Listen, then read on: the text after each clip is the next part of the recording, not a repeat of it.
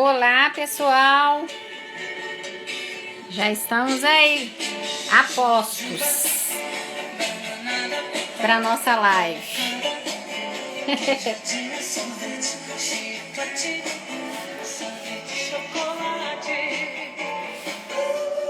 Tô vendo aqui qual lugar que dá menos reflexo. Eu acho que é assim, ó. O óculos dá muito reflexo. Tá todo mundo me enxergando bem, gente? Primeira vez que eu faço que eu chamo a live. Sempre eu sou convidada.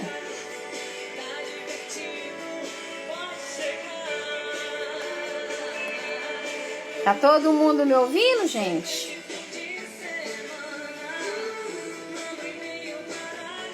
Faz um joinha aí, se vocês estiverem me ouvindo bem.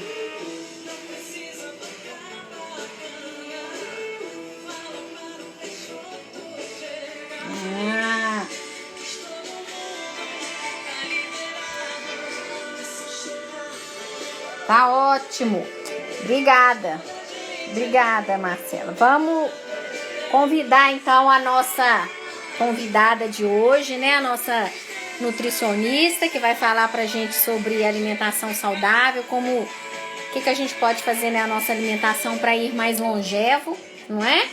Um dos segredos aí da longevidade é a alimentação, todo mundo sabe disso.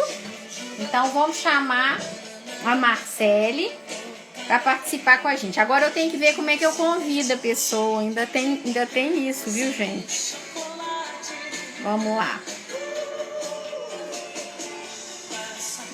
Eu tenho que ver como é que eu chamo a Marcela, porque a pessoa não aprendeu para fazer a live não, viu, gente? A pessoa entrou numa live sem saber como é que faz. É muito doida. Ô, Marcele, coloca aí, se convide aí, ó. Vamos ver se eu colocar dentro. A Marcela é mais nova, gente. Certamente ela vai saber fazer isso.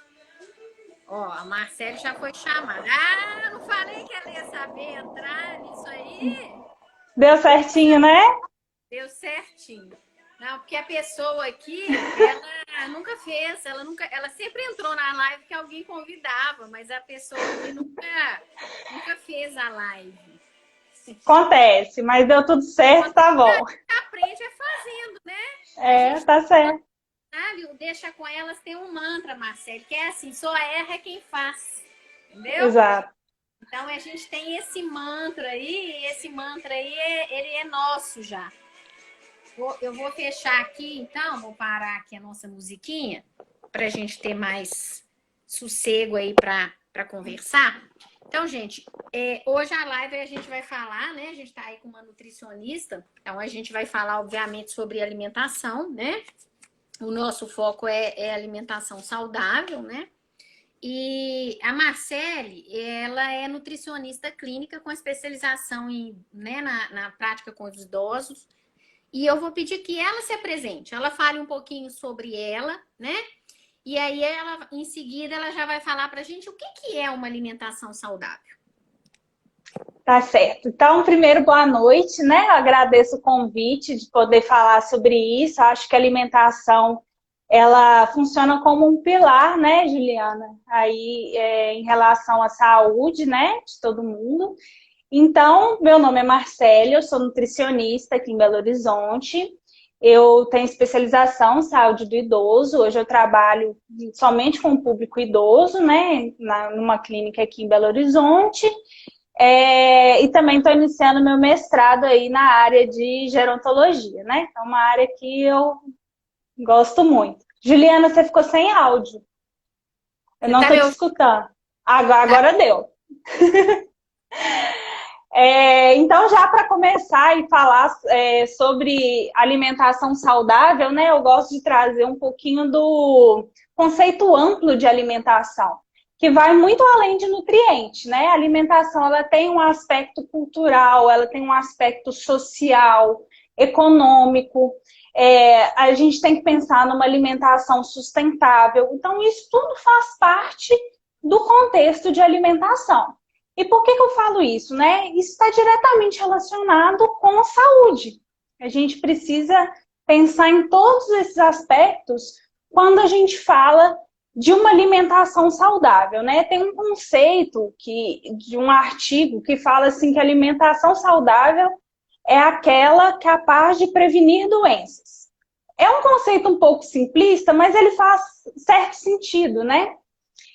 Quando a gente trabalha com uma alimentação saudável ao longo da vida, né, que é o que a gente está falando aqui, de longevidade, a gente pensa, né, nessa construção de uma alimentação que é capaz de prevenir doenças ou quando a pessoa desenvolve alguma doença, de conseguir ter um controle, né, para ter esse envelhecimento ativo, né?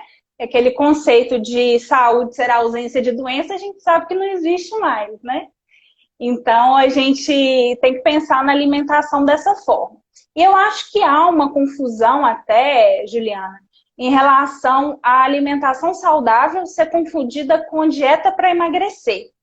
Eu acho que tem um pouquinho dessa confusão também. E as pessoas associarem que a alimentação saudável é uma alimentação cara.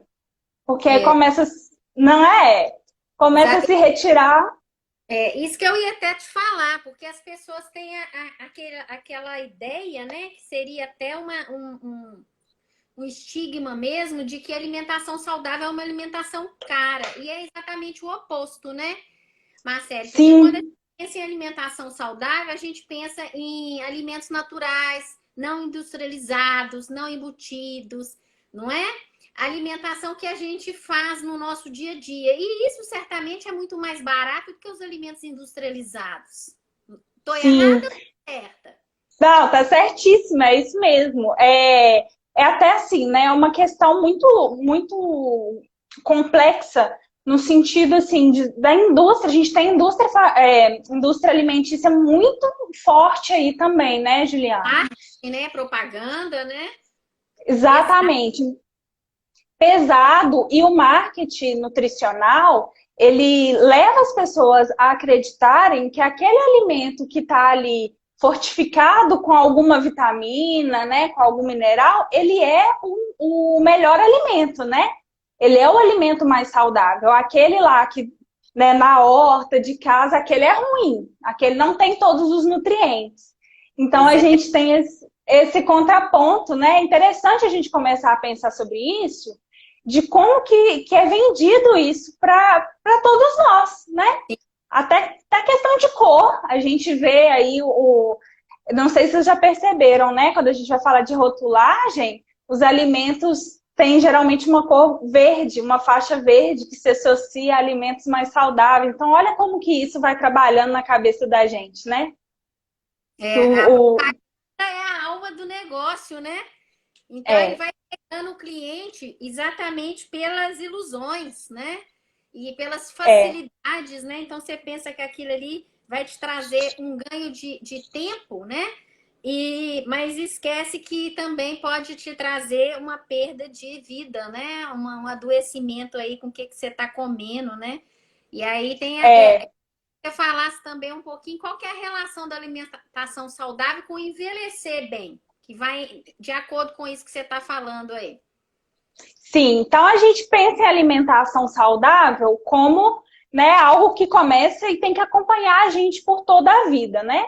E a gente sabe, hoje tem até um estudo muito interessante de 2017 ou 2018, se não me engano, que fala que a má alimentação ela foi mais forte em relação à mortalidade, né? Um fator de risco mais forte até do que o tabagismo. Então a gente vê como que isso está relacionado, né? Porque a gente teve uma transição aí nutricional, onde a gente sai de um contexto de desnutrição e a gente tem esse contexto de obesidade, né? Que cada vez está mais presente na nossa população, né? E as doenças que se associam à obesidade, elas têm os mesmos fatores de risco, né? Diabetes, a hipertensão, o colesterol alto. Então, todas essas condições clínicas, elas se associam com uma alimentação.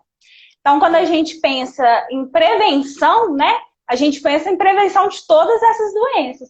E a gente sabe que essas doenças, elas geram incapacidades num indivíduo idoso, né? Então, a gente trabalha com essa questão de cada vez mais tentar prevenir o aparecimento dessas doenças a partir de uma alimentação saudável. E trazer a questão dos alimentos tradicionais, né? Que acabaram sendo deixados de lado. A gente vê aí várias, né, pessoas já me perguntaram, cortaram arroz e feijão. Então, vão deixando esses alimentos que são a base da nossa refeição para partir para outros tipos de alimento que a gente sabe que está cheio de conservantes, de corantes, enfim, né, desses aditivos que eles estão relacionados também ao aparecimento de doenças, estados inflamatórios. Então, a relação é essa. A Simone está fazendo uma pergunta para você, se eu só te interromper, porque é dentro disso. Claro! A Simone está perguntando se ela começar a comer bem hoje. A Simone, ela deve ter mais de 40 anos, tá? Só para você ter uma noção de faixa etária a Simone está. E aí ela pergunta, se eu começar a comer bem hoje, quanto tempo o meu organismo vai estar livre de toda essa porcaria que eu comi até os 40 anos? Nossa, pergunta difícil, né? Um detox, né? Quanto tempo ela vai conseguir fazer um detox? Ai, assim... Tomar os hábitos, açúcar, excesso de... Chocolatinho. Nosso de cada dia. Ela pergunta aqui, ó, pelo menos 48 horas... Olha, não sei te falar com exatidão quanto tempo, né? Mas assim, eu acho que você tem que começar já, né? A gente... Ela tá 41 anos que ela tá intoxicando, vamos dizer assim, né? Tem que lembrar, né, Simone, que os alimentos, eles contêm muito, né, os alimentos saudáveis, que a gente fala que são os alimentos saudáveis, eles contêm muito antioxidante, né? E o que é esse antioxidante? A célula nossa, né, ela precisa eliminar as toxinas que o processo metabólico às vezes produz. E para que ela elimine essas toxinas, ela faz uso, então, aí de recursos. E os antioxidantes, a Marcele vai explicar isso melhor do que eu, mas os antioxidantes, eles atuam aí como essa ajuda anti-inflamatória e de desintoxicar, vamos dizer assim, o nosso organismo. Não é isso, Marcele? Isso, e os antioxidantes, eles estão presentes em quase todas as frutas, né? Os vegetais, são as vitaminas, vitamina E, vitamina C, né? Que são os mais conhecidos. Claro, a gente tem vários, gente. Então, é importante até frisar aqui a questão, quando a gente fala de vitamina, às vezes vem à cabeça suplemento de vitamina. E é muito diferente. A gente sabe aí que, né, os estudos, eles mostram. Quando você pega um nutriente específico, por exemplo, vai estudar a vitamina C. Fez o estudo, beleza, achou, né? Tem os achados. Quando se pega o alimento que contém a vitamina C, tem outros achados, porque no alimento ele tem muito mais do que só uma vitamina. Ele está cheio de composto ali, né? Então, a gente tirar um pouquinho também essa questão de tem que suplementar, né? Que tem que se encher de polivitamínicos. Não é isso, gente.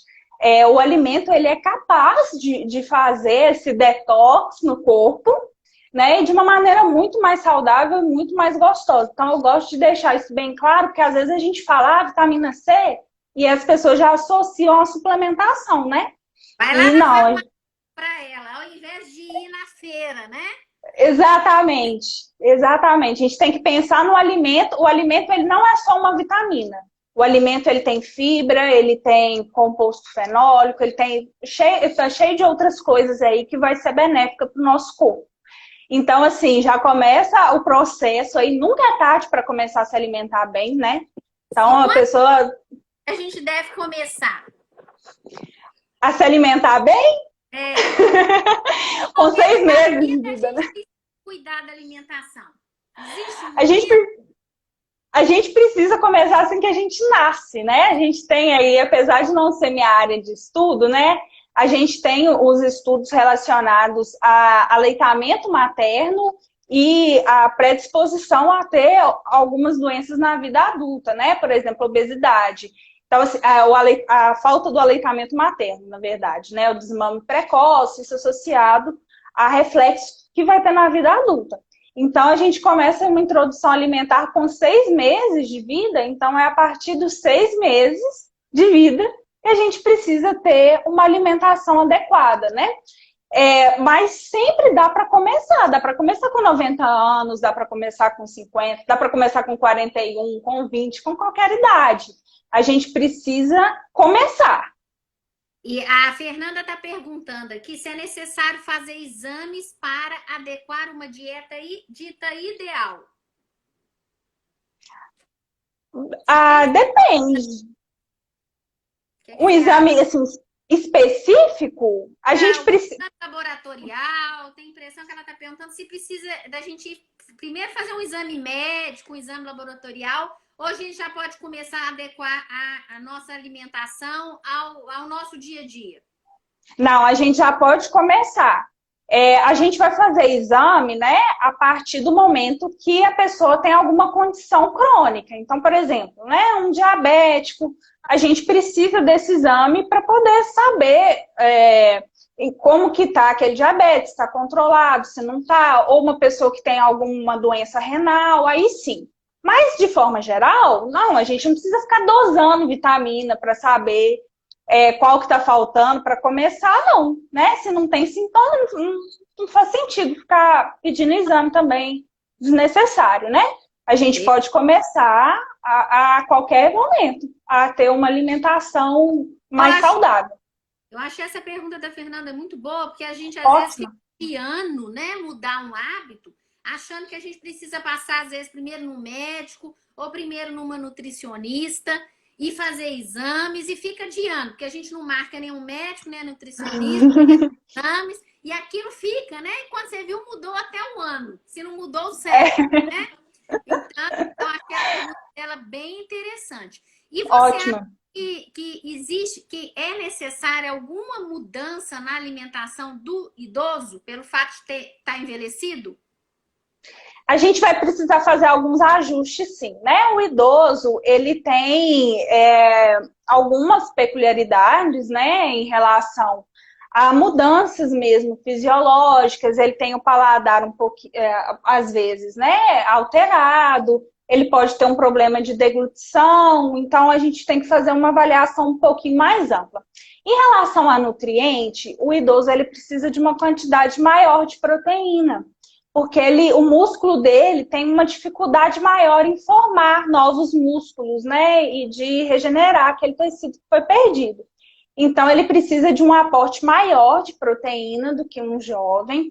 O cálcio também é outro nutriente que aumenta, né, o requerimento de cálcio é um pouquinho maior, então a gente tem que ficar sempre atento com isso. E a gente tem que pensar nas adaptações desse idoso, né? O que a gente vê na prática hoje? O idoso, apesar de precisar de mais proteína, ele acaba consumindo mais carboidrato, porque o carboidrato é mais fácil, né? Ele está mais à mão ali. Então, a gente vê vários pacientes comendo biscoito o dia inteiro, às vezes não tem o hábito de jantar. Então, a gente precisa estimular essas refeições mais ricas. E a gente tem várias formas de fazer isso, né? Com o idoso. A gente não precisa, assim, tem que abrir a cabeça, né? A questão de cozinhar ajuda muito a gente ter ideias de como que eu vou introduzir certos tipos de grupos de alimentos que esse idoso precisa, né? Então, isso, assim, a gente, né, dá todo o apoio. Tem vários geriatras também que adoram cozinhar, né? Eu percebo isso, acho que, né, deve ter a ver aí com a área de atuação. E a hidratação, né, do idoso, que acaba, às vezes, sendo um pouco dificultada, porque ele tem uma sensação de sede, um pouco, uma sensibilidade, né, a sede um pouco diminuída. Então, são esses ajustes que a gente tem que fazer. E é importante a gente pensar do contexto do idoso, né, não ficar criando, assim, coisas fora da cultura dele, vai ser mais difícil. Provavelmente ele não vai aderir. Com certeza. A gente tem que ver os hábitos que a pessoa tinha, né? E tentar, dentro Sim. daqueles hábitos, ir introduzindo novos hábitos, mas também respeitando o paladar, né? Tentando, Uhum. dentro daqueles grupos de alimentos que a gente sabe que são mais saudáveis, mas aquilo que ele gosta, né? Então, por exemplo, você vai pegar aí os grãos, né? E vai ver dentro dos grãos quais os grãos que ele gosta, né? Porque o idoso Sim. que feijão, ou gosta da ervilha, às vezes não gosta da lentilha, né? Então a gente tentar dentro dessas famílias aí, vamos colocar assim, ver o que ele gosta para a gente poder brincar com aquilo ali, não é isso? Uhum. Sabe o que eu vejo muito acontecendo aqui em relação à carne de porco? Eles têm muito medo de consumir carne de porco, porque tem aí uma ideia que a carne de porco tem mais gordura. Isso tudo depende do corte da carne, né? A gente tem que pensar nisso. Carne de porco é ótima para idoso. A gente tem alguns estudos mostrando, né, que é a carne que mais tem leucina, que é um aminoácido importante para a síntese muscular. E a gente vê até, às vezes, alguns profissionais limitando o consumo de carne suína e idosos que são do interior, que têm esse hábito, e aí eles simplesmente param de comer. Aí eles não comem nenhuma, né? Nem a suína, nem a bovina. Então a gente tem que pensar nisso, né? A Gi tá falando que a gente tem que adaptar a consistência e o paladar, né? Sem Então, dúvida. dentro daqueles grupos de alimentos também que eles gostam e também a consistência, né? Que fique mais fácil para que ele faça a ingestão daquele alimento, né? A gente vê muito isso quando a gente começa a tratar de dente. E aí a gente começa a tratar de dente, a gente vê a dificuldade que é, às vezes, mastigar e engolir um alimento por conta da consistência, porque a gente está no tratamento do dente, né? Então, Uhum. a gente valoriza o idoso, que às vezes ele deixa de comer porque ele não consegue, né? E ninguém Exato. pergunta isso para ele, né? E quais que seriam os passos, Marcelo, para a gente seguir para melhorar a nossa alimentação? Dá uma dica aí para Olha, gente. eu vou usar como base um documento que é o Guia Alimentar. Eu não sei se todo mundo conhece. Se não conhece, eu acho importante buscar esse documento. É um PDF que tem disponível aí na internet, chama Guia Alimentar para a População Brasileira. Ele é de 2014 e ele traz uns passos que eu acho muito interessante. Então, ele fala de diminuição desses ultraprocessados, que são esses alimentos prontos para o consumo, né? Esses alimentos congelados. Geralmente, os ultraprocessados são aqueles que têm mais de 5 ingredientes no rótulo e geralmente ingredientes que não são muito familiares para a gente. Então, alguns nomes muito estranhos, muito grandes, é um indicativo que aquele alimento é ultraprocessado. E aí, geralmente, quando você diminui o ultraprocessado, você coloca qual no lugar? Os alimentos naturais, né? Então, é uma coisa que acaba balanceando a outra. Então, isso eu acho que é o primeiro passo, assim, a gente procurar comer os alimentos mais naturais possíveis. Outra coisa, pensando nisso também, a questão que eu até mencionei de cozinhar. Nessa quarentena agora, às vezes as pessoas se viram obrigadas até a ir um pouco para a cozinha e as pessoas estão pegando gosto por isso. Isso é importante, cozinhar é importante, porque cozinhar, então você não precisa ser um cozinheiro, né, um chefe, mas saber cozinhar é importante para planejar as compras. Quando você planeja a compra, você compra alimentos melhores, você não fica perdido e vai pegando qualquer coisa. Então, o planejamento ele é muito importante, né? Outro passo, questão dos rótulos, que a gente até comentou aqui no começo, né? Então, criar o hábito de ler rótulos. A gente sabe que os rótulos são difíceis. Teve um dia que eu fiz uma enquete aí no meu Instagram para saber o que as pessoas, se as pessoas tinham dificuldade de ler rótulo, porque às vezes para a gente é tão claro. E para as outras pessoas não é, né? Aí eu fui perguntar assim, quase 100% das pessoas falaram que não entende os rótulos. Hum. Então isso é de propósito, né? Para você não entender mesmo. É, ter esse hábito de olhar as porções, quanto que tem ali de açúcar, quanto que tem de sódio, né? Vale a pena consumir aquele alimento? Eu posso substituir por outro, né? O controle de açúcar, de óleo e de sal, que eu acho que é uma coisa que todo mundo já sabe, né? Mas ainda a gente sabe que é o dobro do que é Sabe, recomendado, mas né? não faz, né? Sabe, Sabe, mas mas não não faz. Tá igual a química, mas acabou. Eu é, sei, mas eu não faço. é. Nunca é demais falar, né? Essa questão do sal, do açúcar, gente. E assim, o hábito de consumir açúcar, ele é mudável. A gente consegue mudar nosso paladar para não consumir. Quanto mais a gente consome, mais a gente quer consumir. Isso com sal e com açúcar. Quando a gente começa a diminuir, isso pode ser gradativo, né? Não precisa ser uma coisa assim, de um dia para o outro, vou parar de comer açúcar. Não Isso. precisa ser assim. Você Eu, pode reduzir. eu levei mais de um ano para deixar de colocar açúcar no café. E hoje eu já não consigo nem tomar o café quando me oferecem que já é adoçado. Então você vê que é uma mudança de hábito mesmo, né? Mas foi A gente demorado. não consegue. Mas não é uma coisa. Porque você fica, não sei, 20 anos lá comendo, tomando coisa com açúcar. Aí de um dia para o outro você vai tirar. E É, às vezes isso gera, a pessoa quer tirar de uma vez, não consegue, e aí gera até uma frustração e ela nem tenta de novo. é. Né? A gente tem que pensar nas coisas passo a passo, aos pouquinhos, né? Hoje eu também não consigo tomar café com açúcar. Não dá para mim, não desce. E na verdade eu acho que a gente tem que ver por que a gente precisa diminuir aquilo, né? No meu caso, por exemplo, por que foi importante eu tirar o açúcar do café? Porque eu tomava café toda hora. Então, Sim, se eu fosse somar a quantidade de açúcar junto com o café que eu estava tomando durante o dia, era uma coisa absurda. Agora, se a pessoa toma uma xícara de café por dia e coloca pouco açúcar, não tem por que também eu falar que ela precisa tirar aquele açúcar daquele café que ela toma só uma vez por dia e uma quantidade pequenininha. Não é exato. o caso. Então, assim, eu acho que a gente precisa também ter bom senso, né? Que isso também deveria ser vendido, né? A gente deveria comprar o bom senso, né? Porque tá faltando isso. E eu acho que a questão da alimentação vem muito de bom senso, né, Marcelo? Então, Sim, a gente precisa diminuir, porque o excesso de nada é bom, né? Mas a gente também tem que ver o que a gente precisa eliminar. E se há necessidade da eliminação também, porque às vezes não há, né? É só a diminuição já é suficiente. No meu caso, que eu tomava muito café, de fato eu precisava eliminar.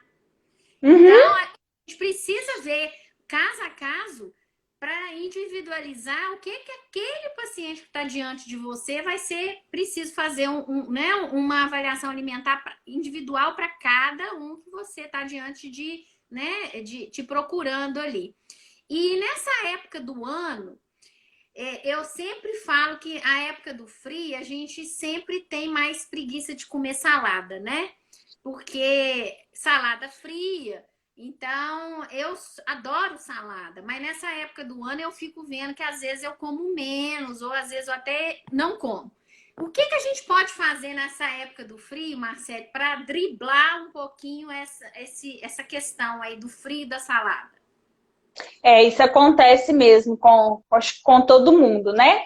Então, nessa época, é melhor a gente tentar usar os legumes mais refogados, né? Um pouquinho mais quentes. A gente pode fazer, igual agora, né? Tá bem frio aqui em BH. A gente pode fazer caldo, creme. Então, a gente tem diversas receitas aí super simples de fazer, né? Caldo verde, que a gente consegue colocar couve, por exemplo. A própria verdura refogada, né? Então, sei lá, às vezes você deixa a alface um pouquinho de lado e come mais couve, come mais mostarda, que é mais quentinho. Aqui a gente tem o hábito de comer angu, né? Então, por exemplo, couve com angu já combina bem. A gente pode fazer soufflé, né? Então, essa questão aí, de novo, a gente vê essa questão aí da culinária, né? Como que ela nos auxilia a comer melhor também. Sim. Então, a gente, né? Até fruta também, às vezes diminui. Saladas cozidas, né? Das sopas de legumes, saladas cozidas, cremes, né? Isso. E a questão de fruta também, às vezes, fica um pouquinho deficitária também, porque as frutas, elas são mais frescas, né? Então, a gente tem aí algumas sobremesas com pera cozida, a gente tem a panqueca de banana, que eu adoro, que eu acho que é uma receita super fácil de fazer, e a gente consegue aliar aí o ovo com aveia, né, com uma fonte de fibra e com fruta, que eu acho interessantíssima. A gente pode fazer salgada, pode fazer doce. Então a gente tem aí umas estratégias aí, né? Tudo a gente dá um jeito nessa vida, né? E você acha melhor a gente substituir, então, as farinhas, lógico, pelas farinhas integrais e a farinha de trigo, por exemplo, pela aveia? Você acha bacana isso, essa substituição? Olha, eu acho bacana, mas aí entra naquele mesmo contexto que você falou sobre o açúcar no café. É para todo mundo? Às vezes a pessoa come um pedacinho de bolo durante o dia com farinha branca, beleza. O problema é quando isso junta, né, com 5 pães no dia, mais 3 colheres de arroz, e fica assim, super, né, fica muito. Então, vai depender muito de cada pessoa. É claro, gente, que a aveia, pensando puramente, né, num valor nutricional, a aveia, ela é um alimento melhor do ponto de vista nutricional. Mas, às vezes, no contexto do dia daquela pessoa, não vai fazer sentido trocar. Para outras pessoas, vai, né? Então, a gente tem que avaliar caso a caso. Mas, assim, puramente, as farinhas integrais e a aveia, elas são mais saudáveis do que a farinha branca. Beleza. E quais os cuidados que a gente poderia ter com os alimentos nessa pandemia? Porque não tem jeito a gente terminar essa live sem falar disso, né? Sobre isso, né? Na verdade, assim, é o que já é preconizado, mas eu acho que quase ninguém fazia, né? Então, quando veio essa questão da pandemia, as pessoas prestaram mais atenção. A gente sabe que o vírus ele não é transmitido pelo alimento, né? Assim, a transmissão pelo alimento não. Mas a gente sabe que precisa de algumas higienizações. Isso já deveria ser feito. Então, o que a gente tem hoje, né? Quando a gente vai comprar algum alimento, a gente precisa, se for possível, lavar o alimento com água e sabão, né? Se for uma embalagem que dá para lavar. Se não, a gente vai usar o álcool, né? O álcool líquido ou o álcool 70. E esses alimentos que são frutas, né? A gente vai lavar a casca, colocar numa imersão de água com água sanitária. E aí cada fabricante tem uma diluição. Geralmente é 1 colher de sopa de água sanitária para 1 litro de água. Mas aí tem que olhar lá a recomendação do fabricante. Vai deixar 15 minutos e depois lavar numa nova água corrente. Se for folha, tem que tirar uma a uma, não adianta colocar lá o pé de alface, dar uma chacoalhada, porque eu já vi isso. Faz assim, né? Dá uma chacoalhada igual. Não, tem que tirar folha a folha. E isso até facilita depois para comer, porque aí você já vai pegar, já vai estar lavado, né? E aí deixar secar naturalmente, ou tem aqueles secadores de salada, porque se a gente guarda a folha molhada, ela dura menos. Traga, né? Traga mais rápido. E aí lavar, colocar no saquinho limpo ou em vasilha com tampa, guardar na geladeira e pronto, é isso. Né? E sempre lembrar de higienizar as mãos antes de tocar no alimento sujo. Não lavar o ovo, isso é importante. As pessoas têm muita dúvida, né, em relação ao ovo. Eu ia te perguntar, se lava ou não lava esse danado do ovo? Então, o ovo, nós não vamos lavar o ovo, gente. Vamos passar um álcool gel nele, porque o ovo, ele tem uma casquinha porosa. Quando a gente lava ele, faz fricção, a gente acaba perdendo essa película de proteção. E aí, se tiver micro-organismos ali na capinha do ovo, eles vão entrar para dentro do ovo. Então, o ideal é não lavar, ou lava na hora que for usar. Mas lavar e guardar na geladeira não é o mais recomendado. Joia. E aí as meninas estão pedindo aqui para eu te perguntar sobre o óleo de coco, que está na moda. Se isso é bom, Óleo, isso é só bobagem. óleo de coco é uma polêmica, né? Então, pelo que eu já li do óleo de coco, eu não gosto de indicar. Primeiro, ele tem gordura saturada. Então, é algo aí que a gente tem que tomar cuidado com a gordura saturada. Então, não acho que seja uma troca interessante, não. Eu gosto mais do azeite. E sem contar que eu acho que eu não acho o sabor bom. E eu acho assim que não é da nossa cultura. Se a pessoa usa, já tem o hábito de usar e gosta, tudo bem, mas não é algo que eu indico de trocar para usar óleo de coco, não. Particularmente, eu não gosto muito, não. Ah, tem alguém falando que o óleo de coco é bom para o cabelo. É verdade, o cabelo é ótimo. E a Márcia está perguntando se deixar o ovo 24 horas antes de usar, se mesmo assim precisa passar álcool gel nele ou não. Pegou o ovo, deixou ele 24 horas depois, na hora que for usar, só lava ele na hora de usar. Pode ser assim? Se não passou álcool hora nenhuma, não, tem que passar. Tem que passar? Tem que passar, não, tem que passar. E aí, se for lavar, lava perto da hora de usar. O pessoal tá falando do cabelo aí, do óleo de coco, realmente. Hidrata o cabelo. Aí a Cláudia tá falando assim, ó, fiz esse processo hoje no meu agrião, no alface e no coentro. Coloque um saco entre folhas de papel toalha. Então, lavou do jeito que você indicou aí, sugeriu, né? E o ovo, a gente pode comer esse ovo todo dia. A pessoa mais velha pode comer um ovo por dia, é bom, é ruim? É a outra polêmica, né? Tem um óleo de coco e tem um ovo. Come o ovo, tira o ovo. Outra polêmica. Essa do ovo vai e vem, né? Antigamente acreditava que o ovo fazia o colesterol subir, né? Hoje em dia a gente sabe que não. O colesterol do ovo não o colesterol dietético não é o mesmo que o corpo produz, né?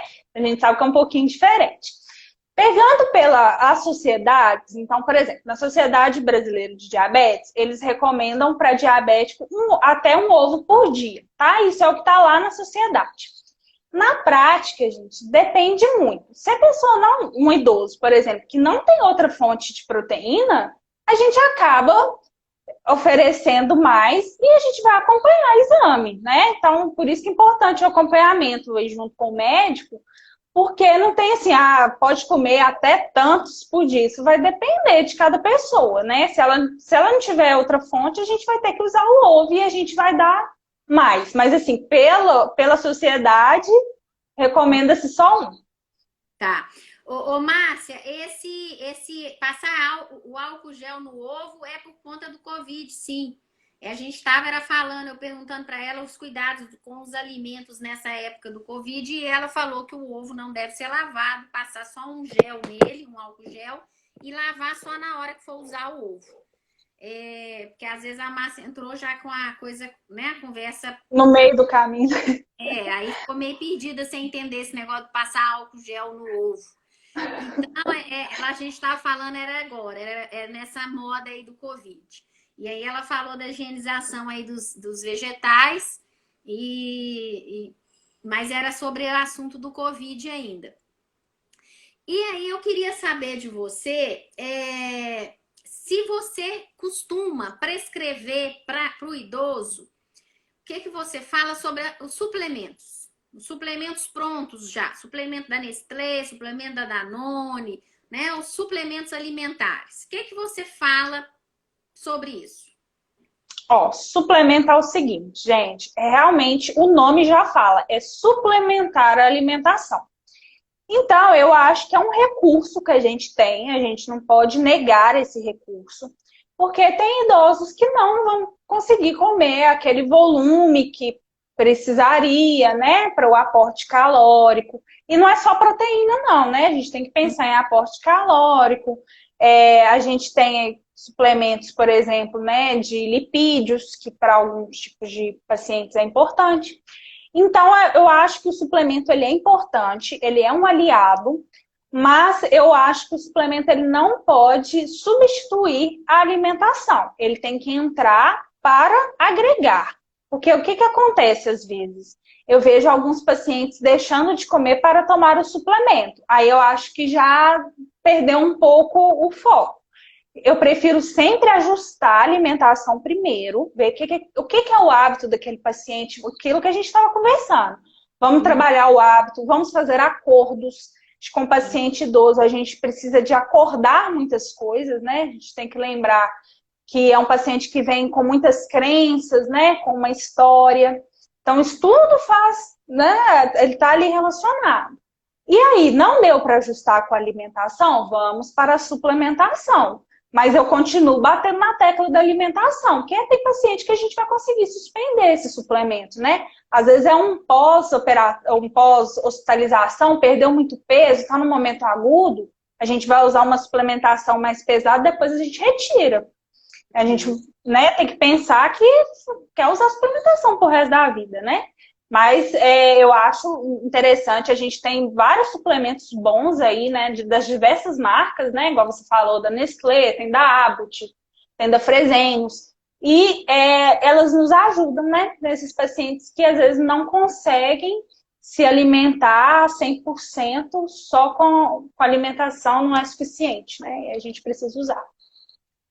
Eu quis tocar nesse assunto porque a gente, na geriatria, a gente sabe disso e a gente bate nessa tecla, né? Mas eu queria ouvir da nutricionista essa crença mesmo, que a gente não pode usar o suplemento como substituição alimentar, né? O nome já explica, mas parece que as pessoas precisam ouvir de mais de uma fonte a informação, né? De que o suplemento de fato é um complemento, né? E a Cristina está perguntando o que pode substituir a água, que o idoso tem tanta dificuldade de tomar água, né? Então, qual líquido poderia substituir a água? Qual manejo aí a gente poderia usar? Estratégia, artifício, artimanha. Essa da água é difícil para idoso, né? A gente tem que pensar nos outros líquidos, né? Então, a gente tem a água de coco, que é das estratégias, mas a gente tem que ter cuidado se o paciente tem alguma restrição em relação a potássio, que eu já vi paciente ter problema com isso.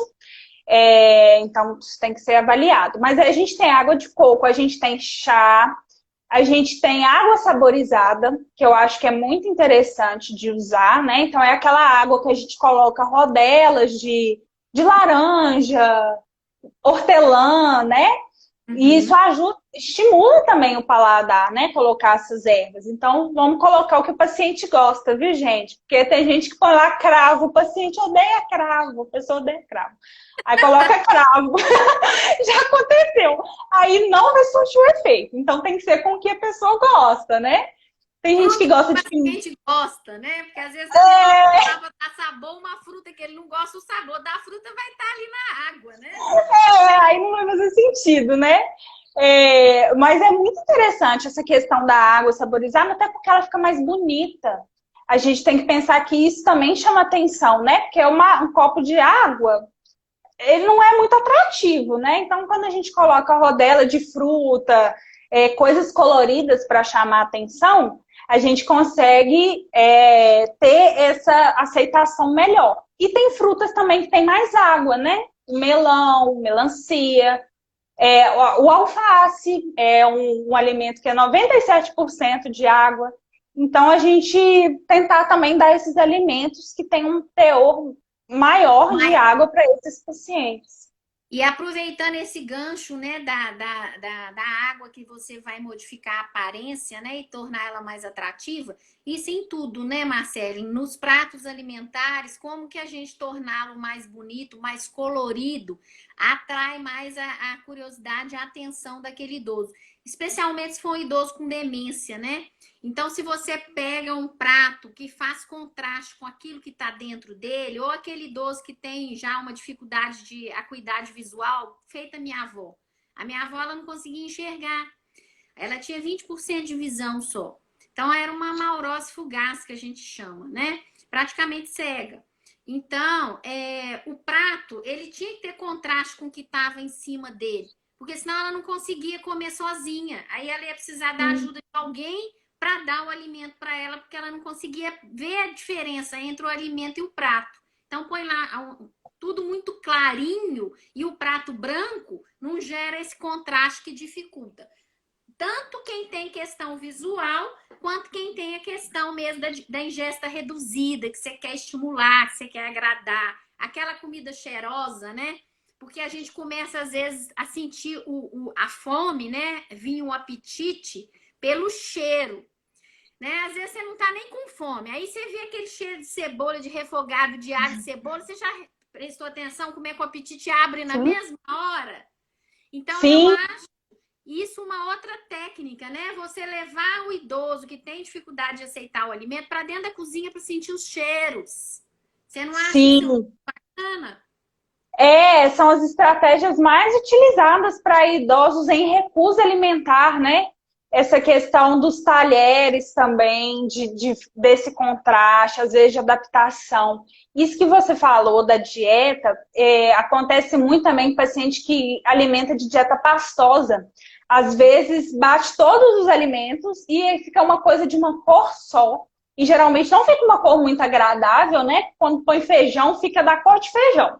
Então, tudo que o paciente come tem a mesma cor. Ele não consegue diferenciar o que é o legume, o que é o arroz. Então, a gente também tenta conscientizar, né, e até orientar mesmo o familiar que tem esses pacientes com dieta pastosa de bater os alimentos separadamente, para colocar no prato separado, para ele ver a cor, né? Ótimo. Isso é muito interessante. E a gente vê como que isso faz a diferença, sabe?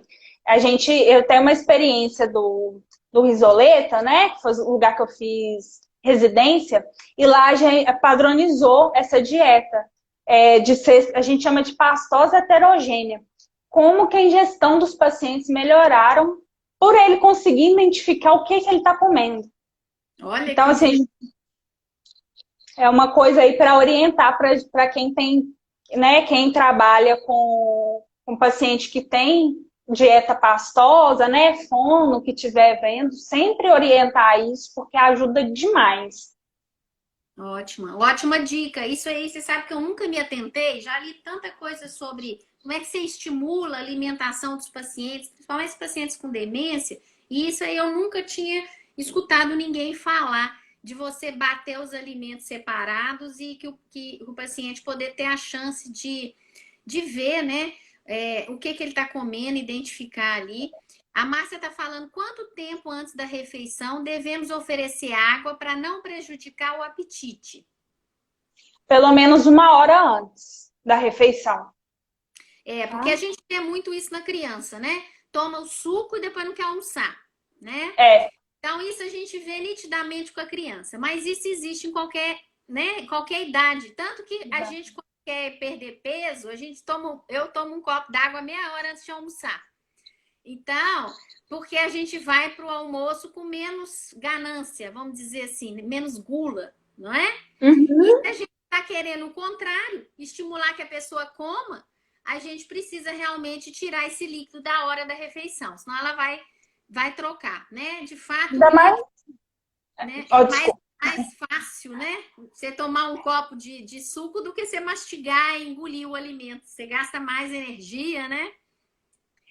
Idoso, a gente tem que lembrar que muitos têm saciedade precoce, né? Aquela sensação de plenitude gástrica. Então, se a gente oferece esses líquidos muito próximos da refeição, a gente acaba prejudicando a ingestão alimentar, né? Então, deixa o líquido aí para os intervalos, é melhor dar longe. Agora, se for, igual você falou, questão de perda de peso, aí já é bom, né? A gente ter essa água próxima. Então, é por isso que é tão específico, né? A alimentação é uma coisa assim, que tem regras gerais, mas quando a gente está pensando em pessoas que já têm doenças, né? Como que a alimentação já vai mudando a característica para cada um, né? É igual você falou, a água de coco, a minha avó, por exemplo, a água de coco foi a alternativa que a gente encontrou para hidratá-la, porque ela chegou a ter desidratação por falta de ingestão de líquido. E quando começou a trocar a água pela água de coco, acabou. Nunca mais ela teve esse problema. Mas ela não tinha problema de rim.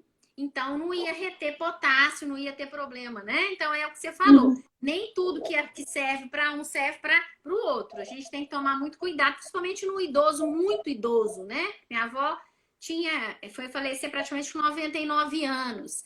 Então, ela só tomava água de coco. Eu brincava que ela tinha virado a Xuxa, né? Porque diz que a Xuxa só toma água de coco. E a minha avó, lá no alto dos seus 98 anos, só tomava água de coco.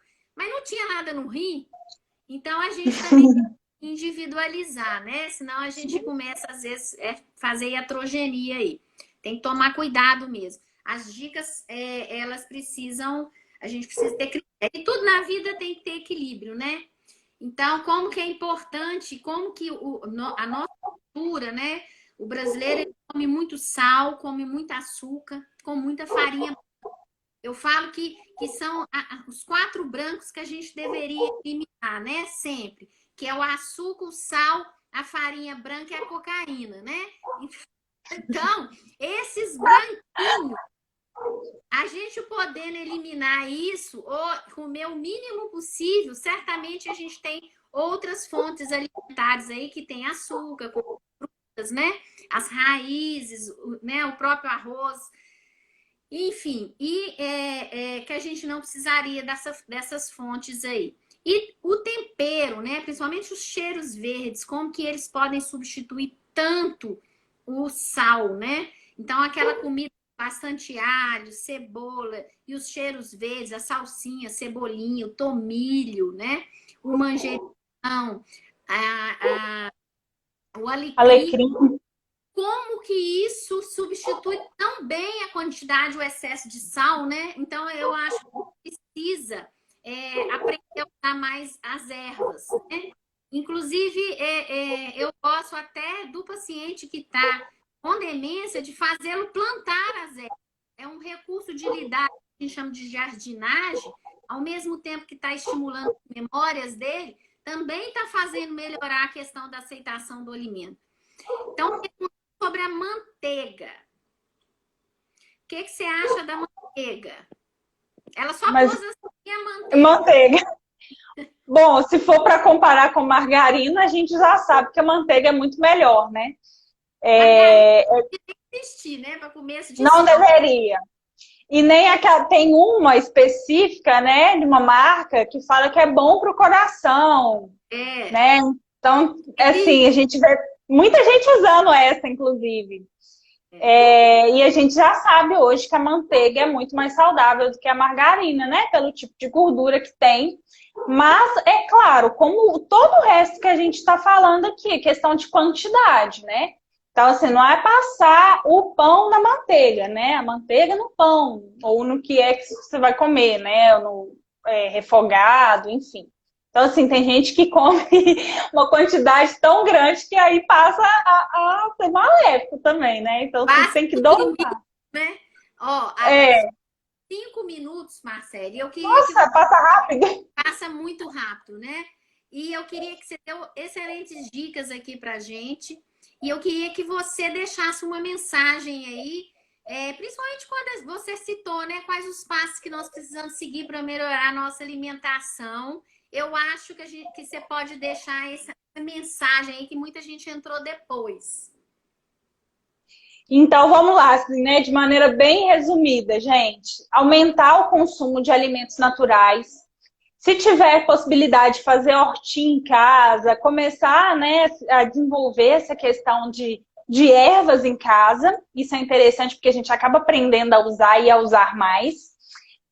Questão de cozinhar, aprender a cozinhar, olhar aí os vídeos no YouTube, né? Começar a se arriscar na cozinha.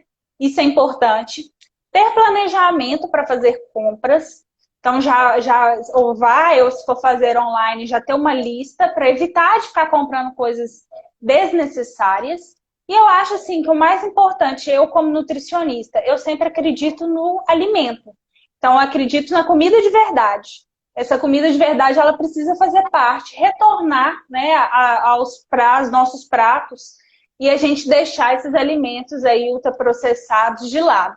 Então, eu queria deixar isso de mensagem da comida de verdade e de sempre dar tempo de começar a se alimentar melhor. Não pense que porque tem 60, 70, 80 anos não dá mais tempo. Dá sim. E se precisar das orientações profissionais, nós estamos aqui, né, Juliana? Com certeza. E para falar também, gente, que quando a gente vai estudar os grandes centenários, né, que existem por aí, e aí a gente vai ver os países que mais têm centenário no mundo. Em primeiro lugar, disparadamente, né, por metro quadrado, vamos dizer assim, é o Japão. Né? Então, o Japão é o país com mais centenários e centenários vivendo bem. Porque também não adianta eu ter 100 anos e estar em cima da cama, não é vantagem nenhuma. Então, quando a gente vai estudar os hiper idosos, né? A gente vai estudar aqueles que estão bem, que têm mais de 100 anos e estão andando de bicicleta, né? Tão independente, tão autônomo. E todos eles, quando você vai ver, é essa dieta mais rica no peixe, né? Na carne branca, mas principalmente no peixe, no no azeite de oliva, nas verduras, nos legumes. Então, sem aqueles 4 Cs que eu falei. Eles não usam isso, que é o sal, o açúcar, que é a farinha branca e a cocaína. Eles não usam isso, por isso que passaram do 100 bem, né? Então, essa questão realmente da alimentação baseada em frutas, legumes, verduras, nos grãos, nas castanhas, né? Como o óleo das castanhas é interessante. Aí vem o brasileiro, adora a castanha do caju e taca sal nela. Aí não adianta, né, gente? Vamos ajudar.